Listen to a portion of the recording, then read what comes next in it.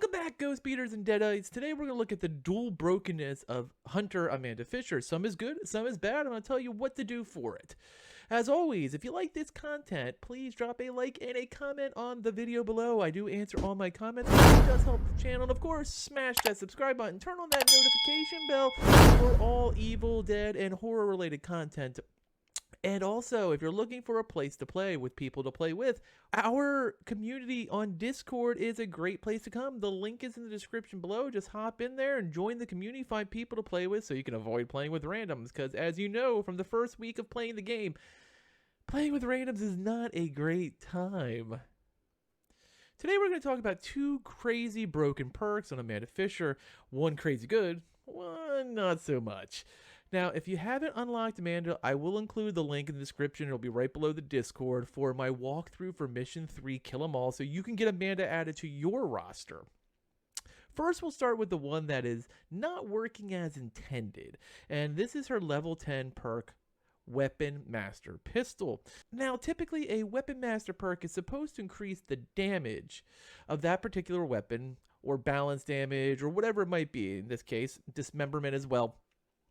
But myself, as well as quite a few of my members, have witnessed and crunched the numbers, and her perk is not clearly registering the increased damage as it was supposed to with higher level weapons. So right now, what I'm recommending until that is tweaked, start with your pistol like you're going to, because you get that as her second perk.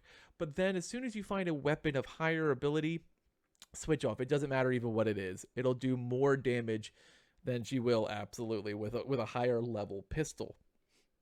Now, the funny thing is, I have been kind of noticing this with Arthur as well, that his sword damage doesn't seem to be registering much above, even going up to legendary swords. So once we receive a patch, feel free to go back to the way it's supposed to be, and you find that legendary pistol, it should go to Amanda because she's going to crank out that damage. But there is one thing that is really going on that is super awesome. And that bright side is her first perk, and might be one of the most powerful perks currently in the game if you are looking for straight DPS, and that is ammo for days. And let's take a look at that perk. So as you can see, it is a 7-second duration, and it has a 90-second cooldown, which is really, really good. But the thing about it is it doesn't matter what ranged weapon you are using. The moment you activate ammo for days, you literally have ammo for that entire 7 seconds, and you just keep on firing. It doesn't matter. You don't need to reload. It's like a John Woo movie. You just basically go to town. And I watched last night the melting of bosses, the melting of possessed elites. It didn't matter what got in the way of Amanda. She just takes it out the moment ammo for days is activated. She is an absolute DPS monster. And it doesn't matter what you come across, she brings the pain to it. Now, the only downside is that the demons are starting to figure this out quickly too. And you're seeing a lot of demons going all in on scaring the crap out of Amanda, who seems to also naturally be susceptible to fear to begin with. Then they are taking advantage of the brilliance that is ammo for days and waxing the entire team during one possession. We actually had that happen last night as well. So you may want to do one of two things to mitigate this approach. The first option is glue yourself to an Ed if you're in the same group, or a leader Ash would also work. Ed will clear out the trap so there's not as much fear opportunity. Leader Ash mitigates the amount of fear coming in his aura. Now, I know everyone's going to say, but you hate Ed. And in this case, I'm going to say his ability to disarm traps is huge. I would absolutely recommend it. This will stop Amanda from turning into an absolute killing machine because she's not nearly getting as feared as much. So it also will help out the team.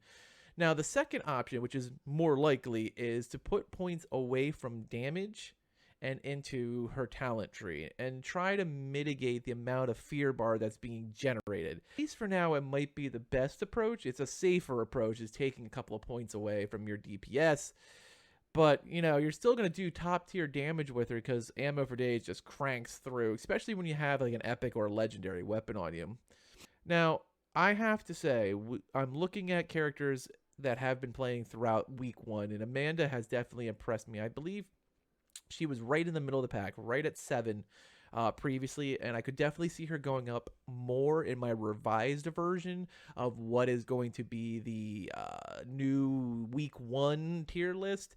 There's some characters that are going to be going up. There's some characters that are going to be going down. There's some characters that I kind of feel like I just pegged them perfectly. But Amanda seems to be one on the uprise, and her elite level damage was one of the reasons because of that, even with the level 10 perk not working the way it's supposed to. And as always, thanks for watching, and later, mates.